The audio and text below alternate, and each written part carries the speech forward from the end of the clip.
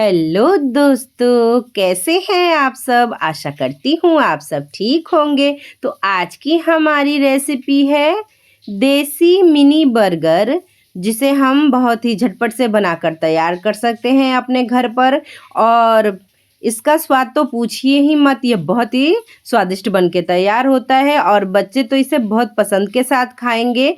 आप इसे उनके लंच बॉक्स में या शाम की छोटी मोटी भूख में या सुबह के नाश्ते में भी आप इसे तैयार कर सकते हैं। ये झटपट से बनकर तैयार भी हो जाते हैं और खाने में बहुत ही स्वादिष्ट लगते हैं। और बच्चे तो इसे देखकर बहुत ही खुश हो जाएंगे और आपसे बार बार इसे बनाने की डिमांड करेंगे। तो चलिए चलते हैं हम इसे बनाने की तरफ।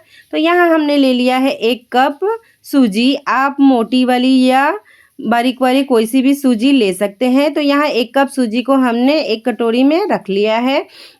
सूजी को हमें छान कर लेना है और गैस पर चढ़ाएंगे हम एक कढ़ाई और कढ़ाई में डालेंगे 1 चम्मच जितना तेल। तेल जैसे ही गर्म हो जाएगा इसमें डालेंगे 1 छोटी चम्मच जीरा और जीरा के तड़कते ही हम यहाँ गैस की फ्लेम को लो कर देंगे।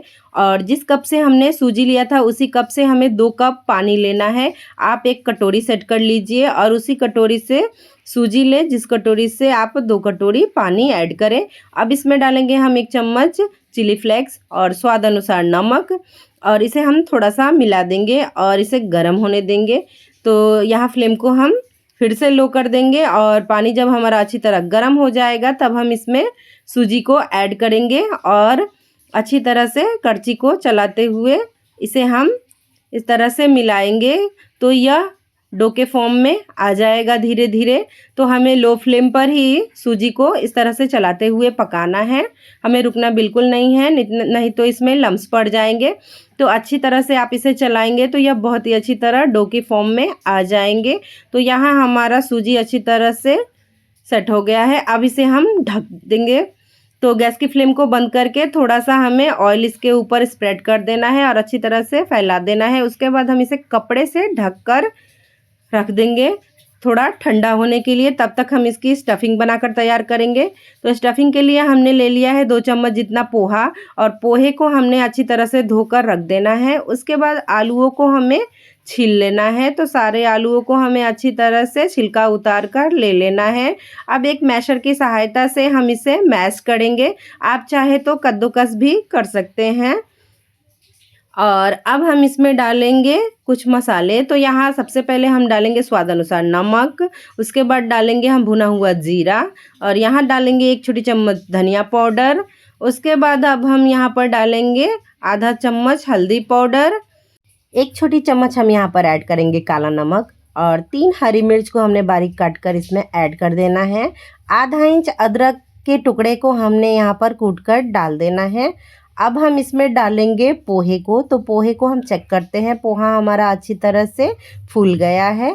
तो इसे हम हाथों से इस तरह से मैश करेंगे तो ये बहुत ही अच्छी तरह से मैश हो जाएंगे। तो अब हम इसमें निचोड़ देंगे आधा नींबू का रस और हाथों से इसे अच्छी तरह से मिला लेंगे। तो इस तरह से मसल कर हमें पोहे के साथ आलूओं को मिला लेना है, जिससे बहुत ही अच्छा सा बाइंडिंग आ जाएगा हमारे इस स्टफिंग में। तो हमने सारे स्टफिंग को बनाकर तैयार कर लिया है। अब हमने जो सूजी का डो बनाकर तैयार किया है वो ठंडा हो गया है। तो बहुत अच्छी तरह से इसे ठंडा नहीं होने देना है, थोड़ा सा गर्म रहना चाहिए हमारा डो।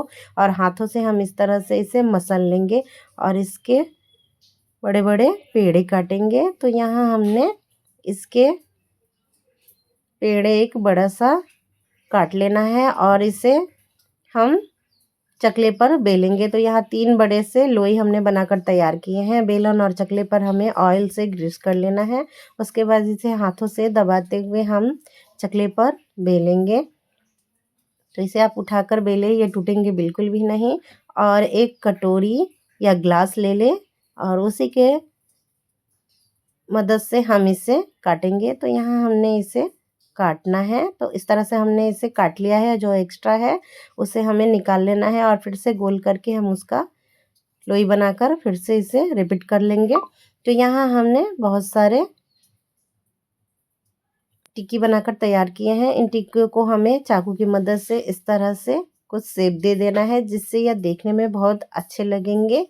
अब हम आलूओं का गोल बनाएंगे लोई और उन्हें भी टिक्की के जैसा आकार दे देंगे। और एक टिक्की को उठाकर हमें उलट लेना है। जो कट लगाया है हमने वो ऊपर की तरफ रखेंगे और इस तरह से हमें इसे चिपका लेना है। और चकले पर हम इसे थोड़ा सा घुमा लेंगे जिससे जो स्टफिंग है हमारा अच्छी तरह से अंदर की तरफ सेट हो जाए। और हाथों से थोड़ा सा चकला करते हुए हमें इस तरह से इसे चिपका कर रख लेना है। तो यह हमारा पहला बर्गर तैयार हो गया है और दूसरा बर्गर हम ठीक उसी प्रकार बनाएंगे। तो इस तरह से हमें 3-4 बर्गर को तैयार कर लेना है। उसके बाद हम इसे तलने की तरफ चलेंगे। तो इस प्रकार हमें सारे बर्गर को बनाकर तैयार कर लेना है। तो यहाँ हमने 5 मिनी बर्गर को तैयार कर लिया है। अब हम इन्हें तलेंगे। तो एक कढ़ाई में हमें ऑयल ले लेना है और उसे गर्म होने देना है। ऑयल हमारा अच्छा गर्म होना चाहिए और मीडियम टू हाई फ्लेम पर हम इसे तलेंगे, लो फ्लेम पर इसे ना तलें। और एक एक करके हम इन्हें कढ़ाई में डालेंगे। तो बहुत ज़्यादा बर्गर एक साथ ना डालें। तो यहाँ हमने 4 एक साथ डाले हैं और मीडियम टू हाई फ्लेम हमने रखा है। और इन्हें हम जब तक ये एक तरफ से क्रिस्प नहीं हो जाए तब तक ना पलटेंगे और इसे उलट पलट कर हमें तल लेना है। जब तक ये क्रिस्प नीचे से ना हो तब तक आप इसे ना पलटें, नहीं तो ये टूट जाएंगे। और अब हम इन्हें तल कर निकाल लेंगे। तो बहुत ही अच्छा हमारा ये मिनी बर्गर बनकर तैयार हुआ है। अब हम इन्हें सर्व करेंगे। तो आपको हमारी ये रेसिपी अच्छी लगी हो तो हमारे वीडियो को लाइक करें, चैनल को सब्सक्राइब करें, बेल आइकन प्रेस करना ना भूलें और बहुत मात्रा में हमारे इस वीडियो को शेयर ज़रूर करें।